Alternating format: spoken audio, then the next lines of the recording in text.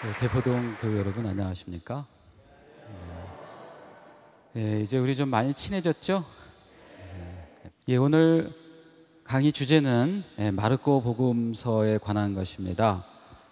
그동안 바오로 서간을 중심으로 강의를 해왔는데 바오로 서간을 먼저 말씀드린 이유는 신약성서 27개의 문헌 가운데 바오로 서간이 가장 먼저 쓰여졌기 때문입니다. 대략 51년부터 시작해서 마지막에 로마서가 한 58년경에 쓰여지기까지 50년대에 사도 바울의 서간이 신약성서에서 최초로 쓰여진 문헌이겠고요. 그리고 이제 그 뒤로 70년 전후에서 이제 복음서가 쓰여지게 됩니다. 그 복음서 가운데 제일 먼저 쓰여진 복음서가 바로 오늘 우리가 공부하게 될 마르코 복음서인 것이죠. 사실 소아시아 그리고 유럽을 중심으로 사도 바오로께서 선교 활동하시고 또 그곳에 당신이 창설하신 교회에 많은 편지를 쓰셨는데 이 소아시아와 유럽에서 사도 바오로의 서신이 신자들에게 영적인 양식으로 그렇게 읽혀졌다고 한다면, 그러면 팔레스티나에 있는 유다인들 또는 팔레스티나에 살고 있는 또 이방계 그리스도인들, 팔레스티나 출신의 그리스도인들은 과연 그러면 무엇으로 신앙생활을 했을까요? 그것은 바로 예수님에 관한 이야기들입니다. 비록 문자로 그렇게 아직 쓰여지는 단계까지는 이르지 않았다 하더라도 이미 예수님께서 어떤 내용은 아마 예수님의 생전에서부터 시작을 해서 일부 내용들이 정리되기 시작했을 거고요. 그 다음에 대부분은 예수님께서 이제 돌아가시고 나서 30년대부터 예수님의 말씀들이 수집이 되고 또는 그것이 이제 편찬되기 시작했을 겁니다. 그래서 예수님의 말씀들 또 예수님께서 보여주신 많은 기적에 관한 이야기들, 그리고 또 예수님께서 특별히 예루살렘에 입성하셔서 거기서 이제 사형 선고를 받으시고 십자가에 달려 돌아가시고 또 부활하신 예수님께서 여자들에게 발현하는 이야기에 이르기까지 이 모든 이야기들은요, 죄다 팔레스티나에 있는 유다인들이 그 이야기를 모았고요. 그리고 또 그들 사이에서 그 전승이 전달되었던 겁니다. 아마 처음에는 대부분 구두 전승으로 전해졌을 거예요.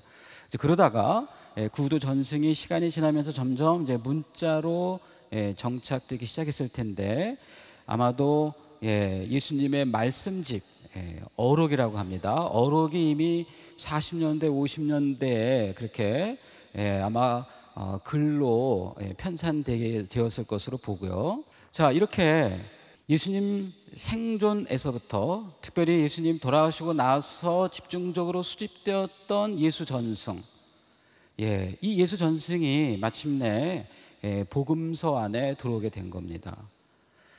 특별히 이 마르코 복음서는요, 마르코 복음서는 바로 예수님의 이 전승을 우리에게 문자로 담아서 최초로 전해준 그러한 복음이고요. 그래서 우리에게는 늘 제일 먼저 쓰여졌고요. 그래서 마테오와 루카 복음이 자신들의 복음을 쓸 때에 마르코 복음을 바탕으로 또 편찬을 했거든요. 그래서 초대교회에서 마르코 복음은 아주 큰 공헌을 남긴 것이라고 이야기할 수 있겠습니다. 자, 이 마르코 복음서를 쓴 저자는 그야말로 이제 마르코가 되겠는데요. 이 과연 그러면 마르코가 누군가? 마르코에 대해서 고대 교회의 증언에 의하면 히에라폴리스라고 하는 소아시아의 주교님이셨던 파피아스 주교님의 증언에 의하면요, 그 마르코는 바로 사도행전 12장에 나오는 그 마르코라고 불리우는 요한, 그래서 예루살렘 출신의 그리스도인인 것으로 그렇게 전해지고 있습니다. 이 요한 마르코는요, 그는 예루살렘 교회에서 어떻게 보면 아주 그 유지에 속하는 그런 집안의 아들이었습니다. 어머니 성함이 이제 마리아이셨고요. 사도행전 12장에 보면 사도 베드로가 감옥에 갇혔다가 기적적으로 감옥을 이제 빠져나와서 찾아가는 집이 바로 이 마리아의 집입니다. 다시 말하면 이 마리아의 집은 예루살렘 교회 안에 있었던 여러 개의 가정교회 가운데 하나였어요. 고대 교회에서, 특별히 초대 교회에서는 그리스도인들의 집회 장소가 따로 이렇게 있지 않았습니다. 그리스도인들끼리 따로 모일 때에는 가정집을 이용했어요. 그걸 우리는 이름에서 이제 가정교회라고 하지요. 따라서 이 마르코는 자연스럽게 베드로를 통해서 예수님에 관한 이야기를 많이 듣고 또 수집했을 것이고요. 그 다음에 또 한편으로 이 마르코는 사도 바울과 함께 전교 여행을 떠나게 됩니다. 사도행전 13장에 보시면 사도 바오로께서 제1차 전교 여행을 떠나실 때에 마르코와 바르나바를 대동합니다. 바르나바는 마르코의 사촌이었어요. 자, 그렇게 마르코는 베드로도 잘 알고 있었고요. 그리고 또 바오로도 잘 알고 있었습니다. 그래서 그 히에라폴리스의 그 파피아스 주교님에 의하면 바로 이 마르코는 사도 베드로의 통역자였다고 합니다. 베드로 성인이 아마 그 당시의 국제 언어였던 공용어였던 그리스 말에 아마 능통하지 못했던 모양이에요. 거기에 비해서 예루살렘이라고 하는 이제 대도시에서 성장한 마르코는 이제 그리스어를 잘 알고 있었기 때문에 베드로 사도를 이제 수행하면서 그의 설교를 그리스어로 통역을 해준 그런 통역이었다고 이제 증언을 하고 있고요. 그래서 마르코 복음서가 그 쓰여진 배경에는 이와 같이 초대교회의 가장 위대한 두 사도의 어떤 영향이 복음서 안에 나타나는 겁니다. 그래서 마르코 복음서는 베드로 사도를 통해서는 예수님에 관한 이야기들을 수집해서 전해주고 있고요.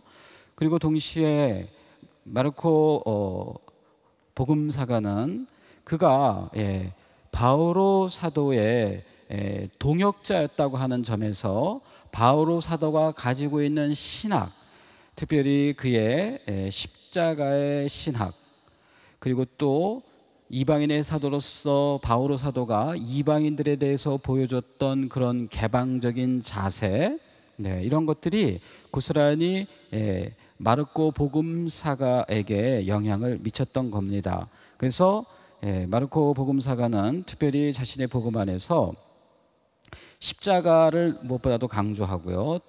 또한 이방인에 대한 우호적인 그러한 태도, 결국 마르코 복음에서 예수님을 하느님의 아드님으로 고백하는 사람은 예수님의 사도가 아니라 십자가 밑에 있었던 로마 백인 대장이 됩니다. 그 밖에도 음식물에 관해서 마르코복음 7장 19절은 모든 음식이 깨끗하다라고 그렇게 설명을 하고 있는데 유다인들에게는 사실 수용되기 어려운 말이거든요. 유다인들은 분명히 음식물에 많은 그러한 제한이 있어서 모든 음식이 깨끗하다라고 결코 말할 수가 없었던 것 아닙니까? 그런데 마르코가 이렇게 모든 음식이 깨끗하다라고 그렇게 7장 19절에서 이야기할 수 있는 것은 아마도 사도 바오로가 로마서 14장 20절에서 모든 음식이 다 깨끗하다라고 하는 그 자신의 그러한 그 신학, 사도 바오로의 신학에 아마 영향을 받은 것이라고 이렇게 말할 수가 있겠습니다. 자, 그래서 결국 마르코 복음서가 초대교회 안에서 차지하는 그 위치라고 하는 것은요, 마르코 복음서는 한 70년 정도쯤에 쓰여졌고요. 그 장소는 히에라폴리스의 그 파피아스 주교님이 이야기하는 것처럼 아마 로마에서 쓰여졌다라고 우리가 얘기할 수 있겠고요. 그리고 또 마르코 복음서는 베드로를 통해서 전해진 예수님의 전승, 또 사도 바울의 십자가의 신학과 이방인들에 대한 개방적인 그런 태도가 반영된, 어쩌면은 두 사도의 어떤 전승과 사상을 나름 종합하는 그런 어떤 교회 일치의 그런 신학을 제시했다는 점에서 매우 획기적인 그러한 의미를 갖는 복음서라고 할 수 있겠습니다. 자, 마르코 복음서의 그 구성을 살펴보면요, 무엇보다도 먼저 그 지리적인 구성 요소가 눈에 들어오는데요, 마르코 복음서는 요르단 광야에서 시작이 됩니다. 그곳에서 세례자 요한이 세례를 주면서 설교를 하고 있고요, 예수님은 바로 세례자 요한에게 와서 세례를 받으시고, 그리고 또 광야에서 유혹을 받으십니다. 세례자 요한의 등장과 예수님의 공생활의 시작이라고 하는 이것으로 요르단 광야가 이제 제시가 됩니다. 그리고 이어서 예수님께서는 갈릴레아로 다시 가셔서 그때부터 하나님 나라가 가까이 왔으니 여러분은 회개하고 복음을 믿으시오라고 힘차게 복음을 선포하시고, 또 많은 병자를 치유해 주시고, 또 많은 마귀들을 쫓아내 주시지요. 그래서 이처럼 예수님께서는 갈릴레아를 중심으로 활동을 하시다가 이제 마침내 마지막 여정으로 예루살렘을 향하십니다. 그래서 예루살렘으로 이제 입성하시고, 그리고 그곳에서 이제 마지막 성주간을 지내시고,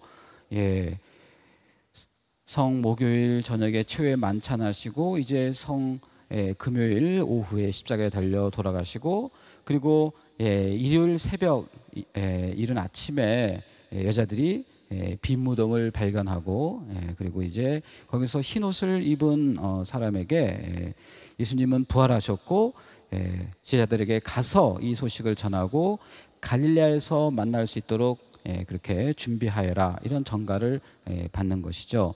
그래서 결국 마르코 복음은 이처럼 예루살렘에서 이야기가 끝이 납니다. 요르단의 광야, 갈릴레아, 예루살렘이라고 하는 이 세 장소가 마르코 복음서를 구성하는 핵심적인 지리적 장소가 되는 것입니다. 그럼 과연 마르코 복음은 무엇을 위해서 쓰여졌는가? 마르코 복음서의 목표가 무엇일까? 그것은 한마디로 예수님은 누구이신가?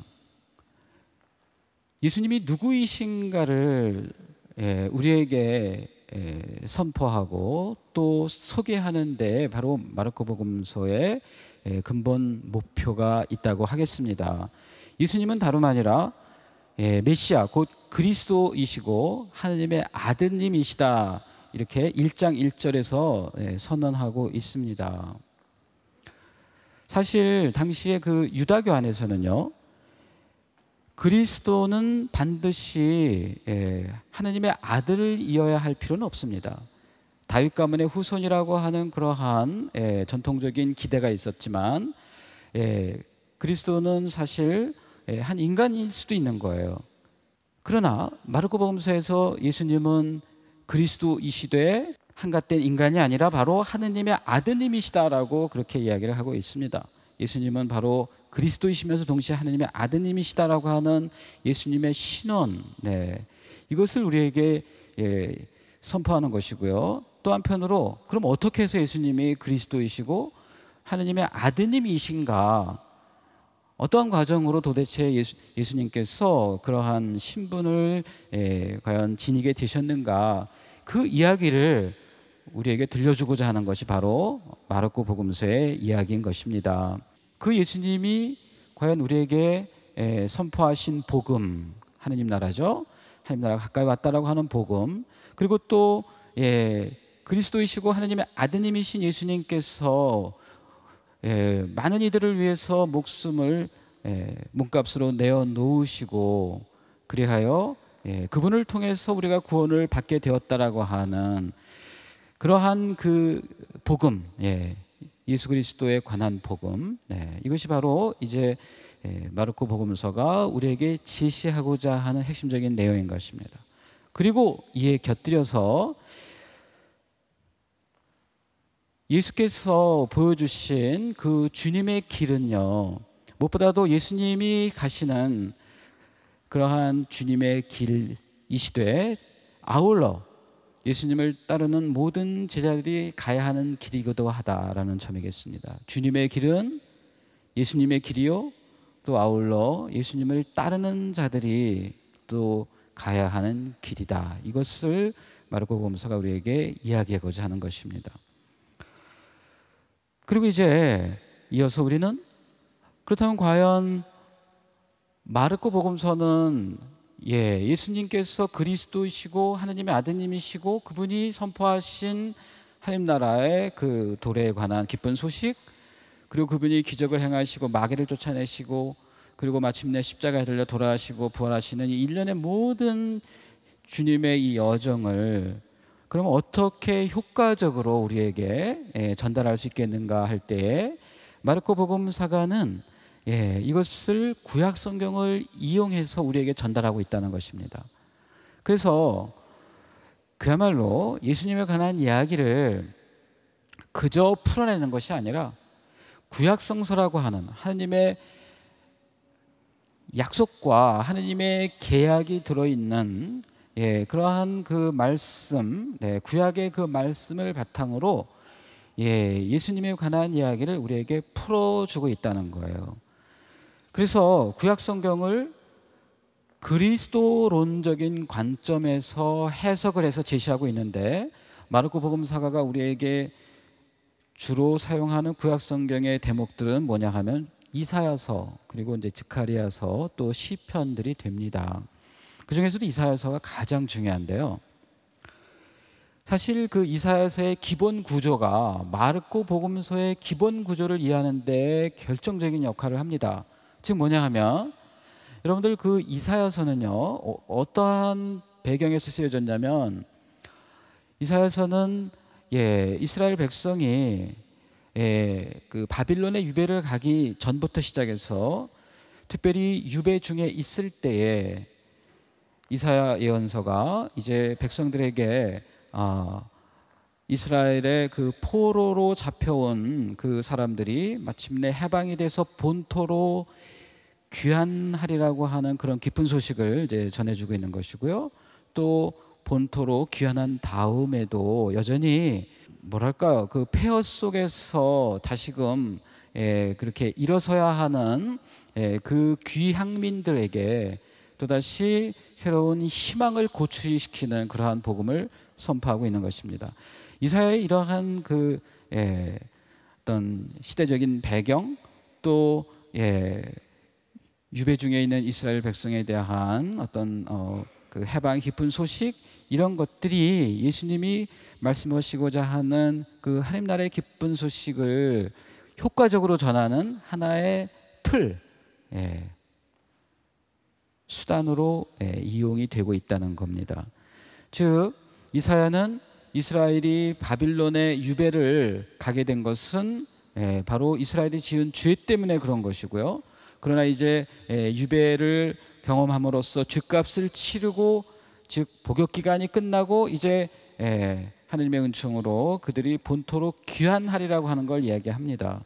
그러기 위해서 그들이 사용한 도식은 뭐냐 하면, 에집트의 종살이에서 해방이 되어서 광야를 거쳐서 약속의 땅에 그렇게 들어갔듯이 바빌론에서 해방이 돼서 본토로 귀환하는 과정은 또한 그렇게 광야를 거쳐 오게 된다는 것이죠. 그래서 이사야서 40장 3절이 한 소리가 있어 외친다 광야의 길을 내어라.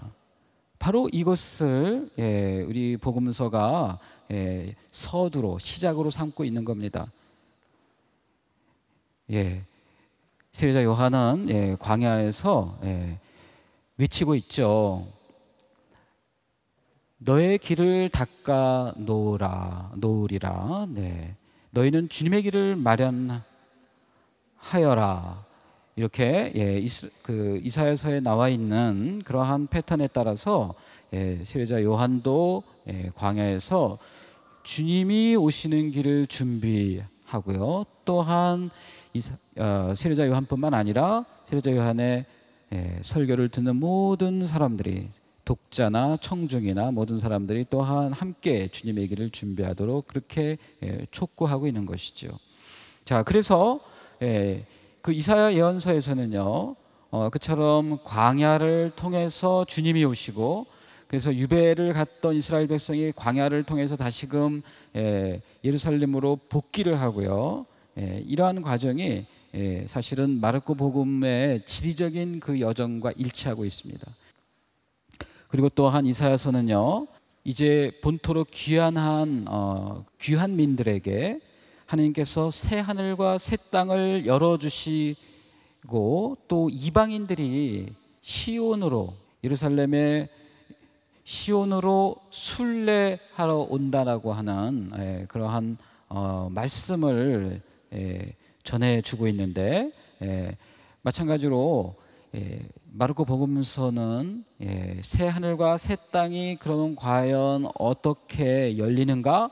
이것을 이제 예수님의 세례 때에 새 하늘이 열리는 것으로, 그리고 또 예수님께서 광야에서 유혹을 받으실 때 새로운 땅, 그리고 또 예수님께서 5천 명을 먹이시는 그러한 빵의 기적을 베푸실 때 광야가 초원으로 변하면서 또 새로운 땅으로 변모되는 것을 이제 보여주시는 것이지요.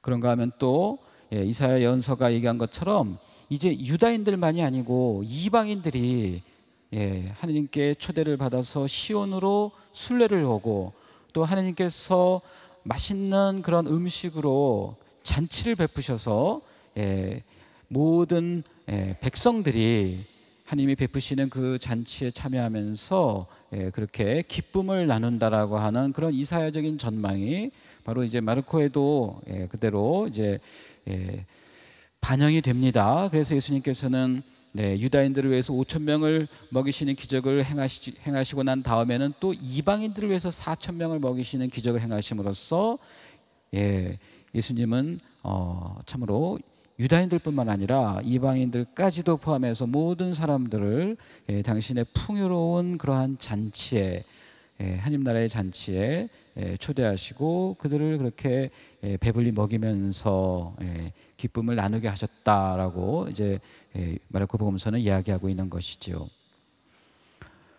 자, 이렇게 마르코가 그냥 아무런 그런 도식 없이 그저 쓰여진 것이 아니라 마르코는 구약 성경 중에서 특별히 이사야서를 근본으로 하면서 예수님이 주님이시고 그리스도이시고 하나님의 아드님이시라고 하는 사실을 우리에게 매우 효과적이고 그리고 아주 감동적으로 전해주고 있는 것이다, 이렇게 얘기할 수가 있겠습니다. 이제 가장 중요한 예수님의 그 공생활의 그 시작은요, 그것은 다름 아니라 바로 예수님의 세례가 됩니다.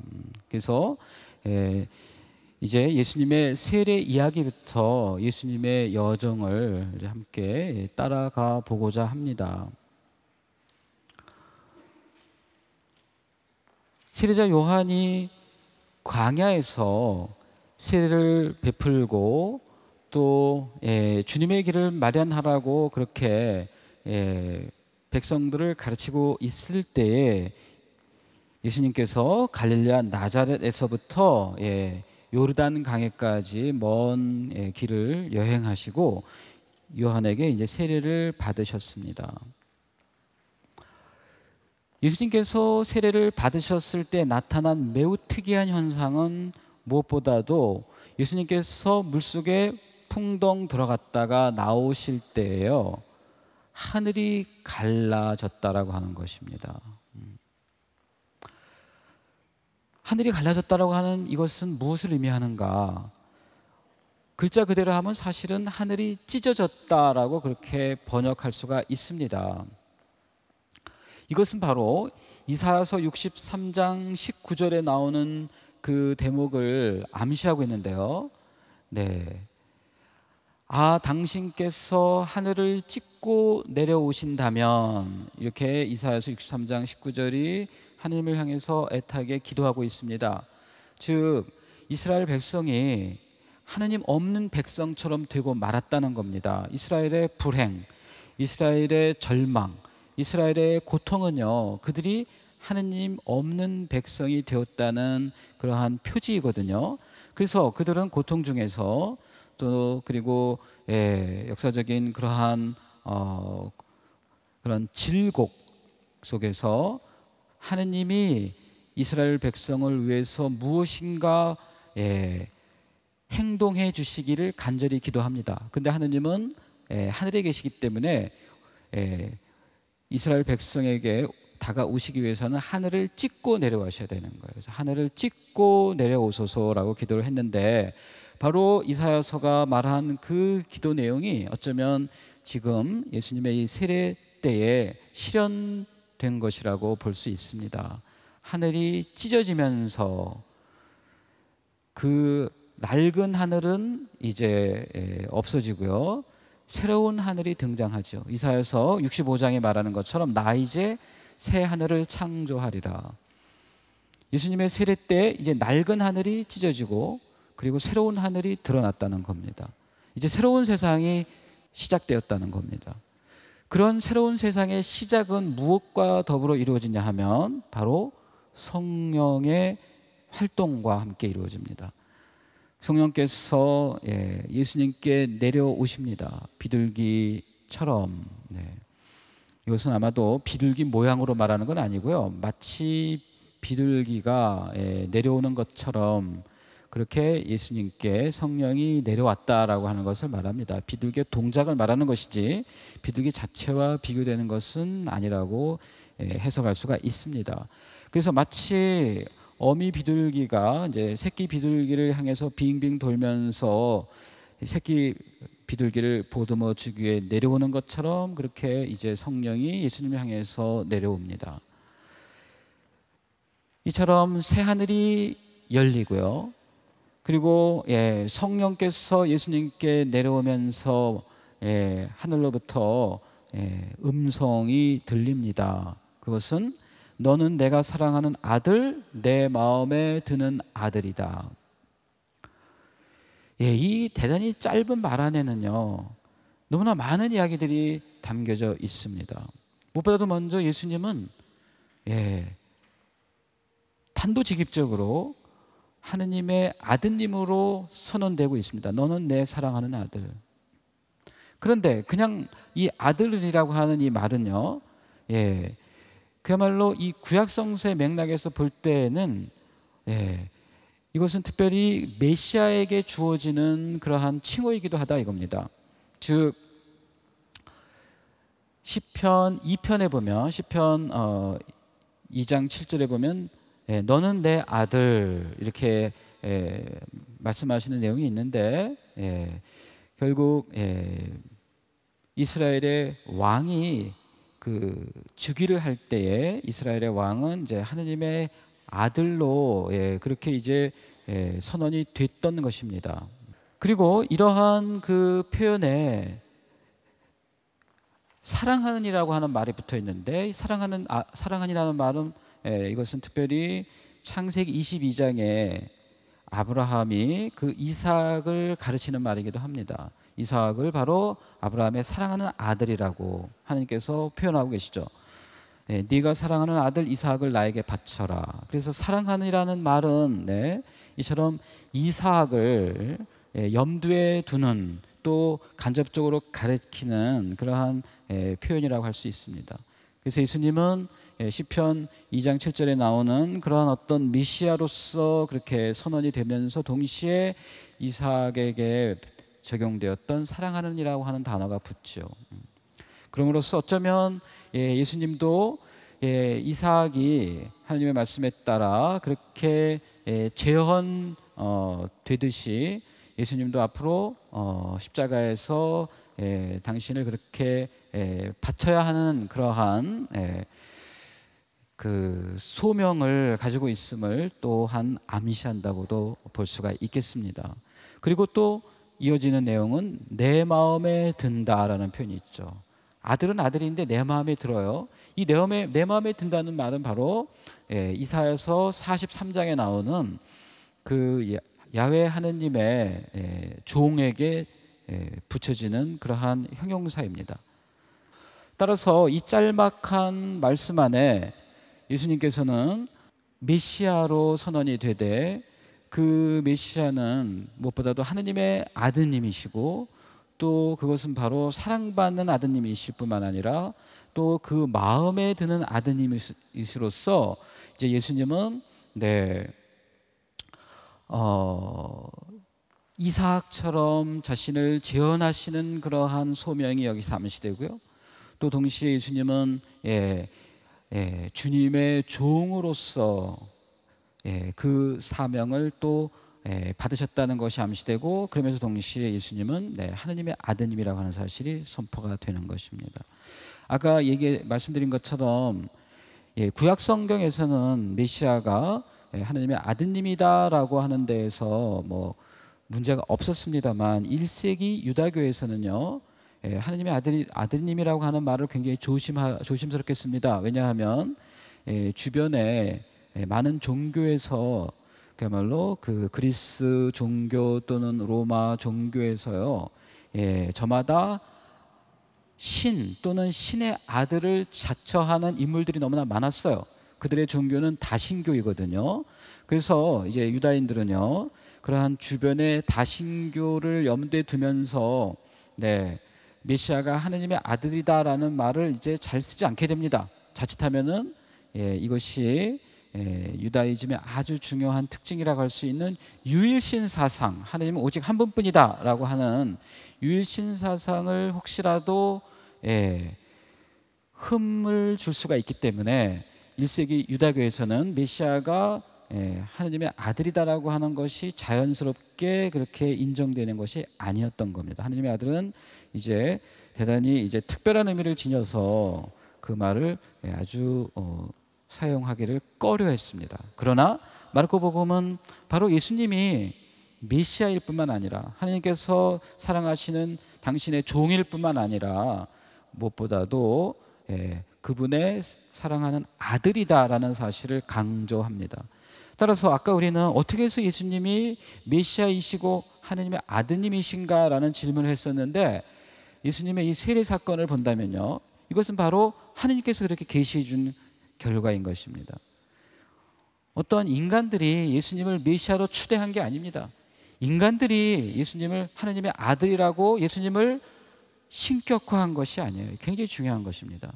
즉 우리는 예수님도 우리와 같은 평범한 인간이었는데 사도들이 그들이 믿는 나자렛 예수라고 하는 한 인간을 하느님의 아들로 그렇게 신격화한 것이 아니냐라는 그런 의심들이 역사 안에 늘 있어 왔습니다.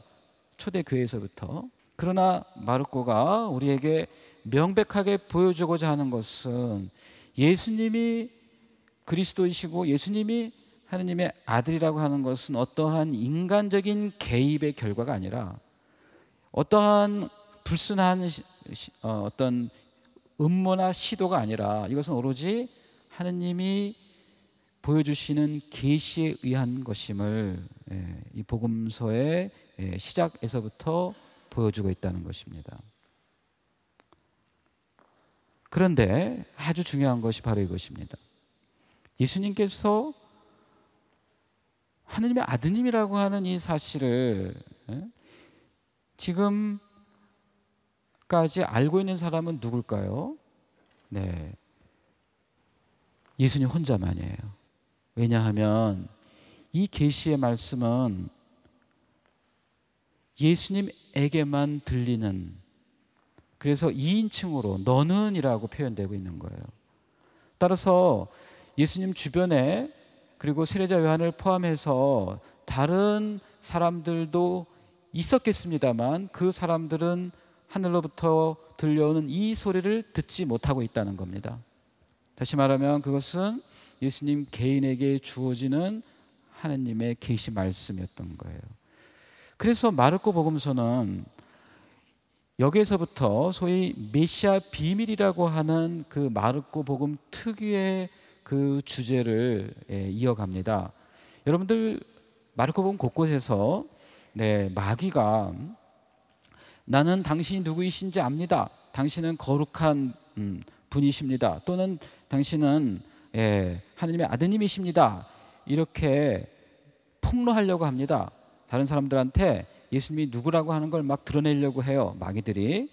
그러나 예수님은 그 마귀들에게 입 닥쳐, 그렇게 함구령을 내립니다.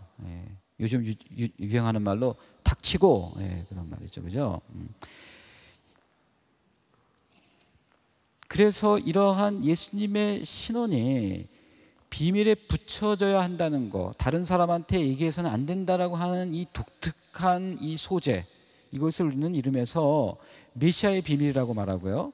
또 그 메시아가 바로 예수님이다라고 하는 사실을 사람들에게 이야기해서 안 되는 그러한 그 하나의 그 명령을 우리는 함구령이라고 이렇게 이름을 붙입니다. 과연 예수님이 하나님의 아들이라고 하는 사실이 왜 그러면 비밀에 붙여져야 하는가? 앞으로 우리가 보지만 예수님께서 하나님의 아드님이다라고 하는 사실을 알게 되는 두 번째 그 사람들은요, 누가 되냐 하면 9장에 나오는 그야말로 거룩한 변모 이야기에서 예수님의 세 제자들이 됩니다. 베드로와 야고보와 요한. 9장 7절에 보면 이제 그 세 사람이 하늘로부터 들려오는 목소리를 듣습니다. 그는 내 아들, 내 사랑하는 아들이니 너희는 그의 말을 들어라. 그래서 이제 비로소 예수님이 이제 예루살렘에 입성하기 그 전에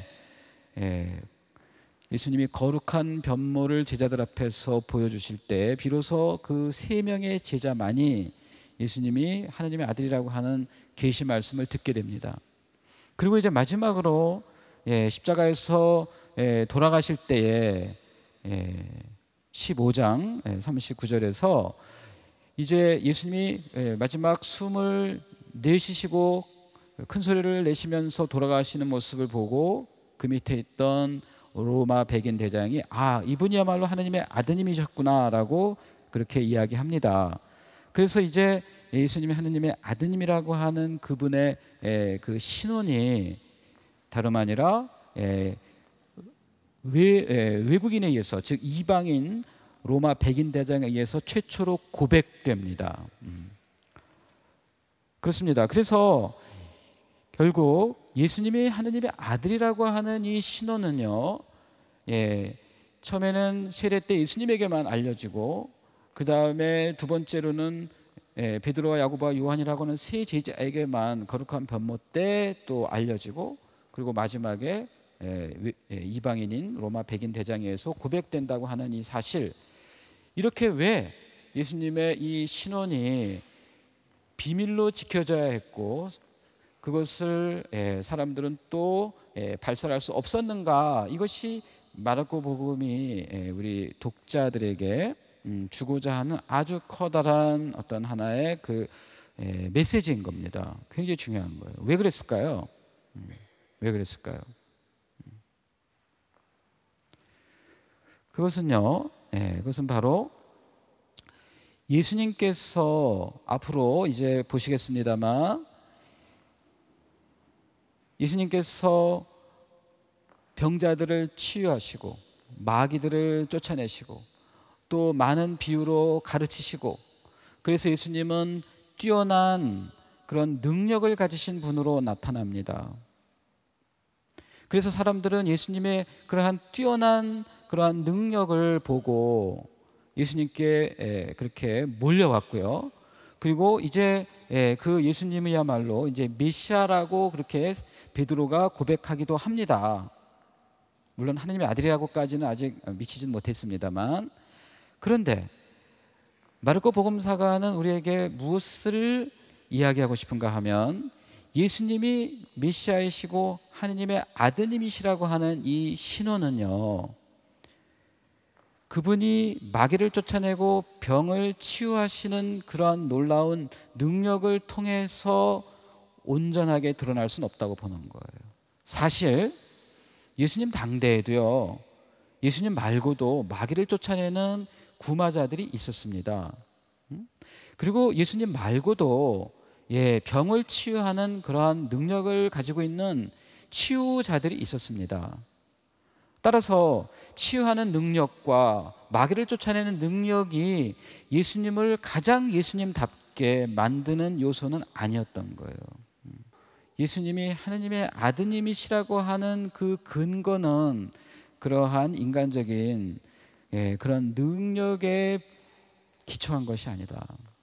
오히려 예수님이 십자가에 달려 돌아가시고, 그리고 처절하게 그렇게 비명 속에서 숨을 거두시고, 나의 하느님 나의 하느님 어찌하여 나를 버리셨습니까? 라고 그렇게 고뇌에 찬 그러한 절규로 돌아가시는 그러한 예수님, 인간적으로 철저히 실패하신 것처럼 보입니다. 그러나 바로 그 예수님을 하느님께서는 죽은 이들 가운데서 되살려 주셨다고 하는 것, 이것이야말로 예수님이 왜 하느님의 아드님가에 대한 결정적인 해답인 겁니다.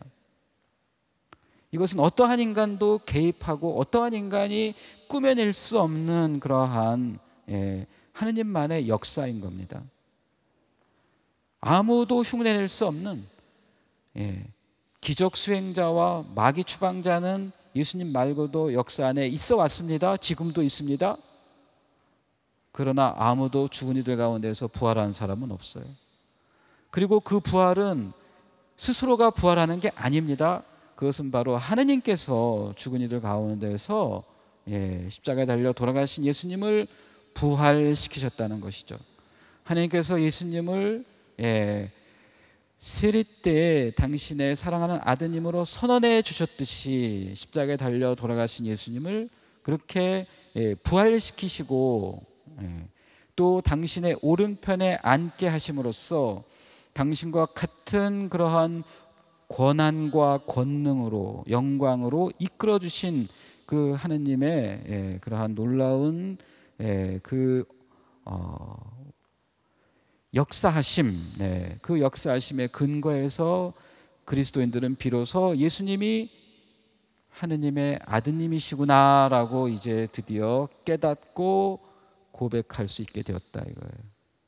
예수님의 하느님 아드님이시라고 하는 이 놀라운 신호는 결코 인간적인 기대, 우리의 스승님을 내가 신호로 만들어야지, 그래서 예수님을 신격화해서 우리가 한번 멋진 종교를 만들어 봐야지 하는 어떠한 인간적인 기획과는 무관한, 오로지 하느님 한 분만이 하실 수 있고 그 하느님이 하신 가장 위대한 구원의 역사로서 예수님이 죽은 이들 가운데서 부활하셨다는 것, 이것이야말로 세례 때 너는 내 사랑하는 아들임을 증거하는 가장 확실한 사건이라고 하는 것입니다. 그래서 그분의 순환과 죽음과 부활 사건 이전까지는요, 예수님이 하느님의 아드님 맞고요, 예수님 메시아 맞거든요. 그런데 예수님의 기적과 예수님의 가르침에서만 근거해서 이야기한다면 이것은 매우 불충분할 수밖에 없었고, 자칫 사람들에게 오해를 받을 소지도 있었다.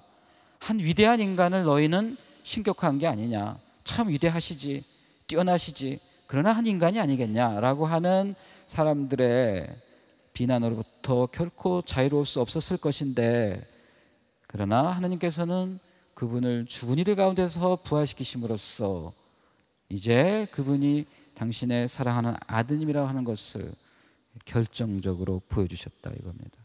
그래서 마르코복음 전체는요, 이처럼 메시아 비밀이라고 하는 그런 모티브를 가지고 구성되어 있어요. 그래서 긴장감이 넘쳐요. 예수님이 누군가 도대체 궁금하기 짝이 없어요. 아니, 이처럼 놀라운 일을 하시는 예수님이 도대체 누구신가? 마르코는 굉장한 그 신비로 여전히 가득 차 있습니다. 마르코복음은 굉장히 수수께끼 같은 복음이에요. 그것은 바로 예수님의 신원이 그렇게 단박에 알려질 수 없다라고 하는 원초적인 사실에 근거하는 거예요. 예수님을 보자마자 이분이 누군가를 알아볼 수 있는 방법은 없습니다. 예수님의 삶을 우리가 온전히 따라가지 않는 한, 그분의 삶의 끝까지 함께하지 않는 한 예수님이 누구인지 우리는 알아볼 길이 없어요. 그래서 우리는 함부로 예수님이 누구라고 그렇게 고백하기보다 침묵 속에서 예수님을 따라가는 것이고 예수님의 길에 동참하는 겁니다. 특별히 이제 그 마르코복음의 끝 무렵이요, 여인들이 예수님이 부활했다라고 하는 어느 젊은이의 말을 듣고 기뻐하기는커녕 오히려 두려워하고 놀라고 당황하고 덜덜 떨면서 무덤으로부터 도망치죠. 그렇게 해서 마르코복음이 끝납니다. 16장 8절은요, 본래 마르코가 이렇게 끝난 대목인데 9절부터 20절까지는 후대에 삽입된 대목이라고 이제 거의 모든 사람들이 인정하고 있는데, 마르코복음의 본래 이 결론은요, 여자들이 젊은이로부터 예수님께서 부활하셨다라는 이야기를 듣고 기뻐하기는커녕 두려워하고 당황하고 덜덜 떠면서 도망치고 말았다 라고 하는 그러한 황당한 결말로 끝이 나고 있는 거예요. 왜 마르코는 그렇게 황당하게 끝나는지, 끝내 복음서를 손에 이렇게 그야말로 놓을 수가 없어요. 닫을 수가 없어요. 왜? 너무나 황당해서. 마르코복음은 결국 이렇게 우리에게 놀라움으로 또는 당황스러움으로 결론을 유도합니다. 그래서 마르코복음은 다시 한번 말씀드리지만 굉장히 수수께끼 같은 복음이에요. 저는 이 첫 시간에 이처럼 마르코를 이렇게 전반적으로 설명을 드리면서 마르코는 참 수수께끼 같은 복음이고 신비를 간직한 복음이고 그래서 좀 비밀스러운 복음이다라는 사실, 이 사실을 알려드리면서 여러분들이 다음 시간을 굉장히 궁금해하시기를 기대합니다. 첫 시간 이것으로 마치겠습니다. 감사합니다.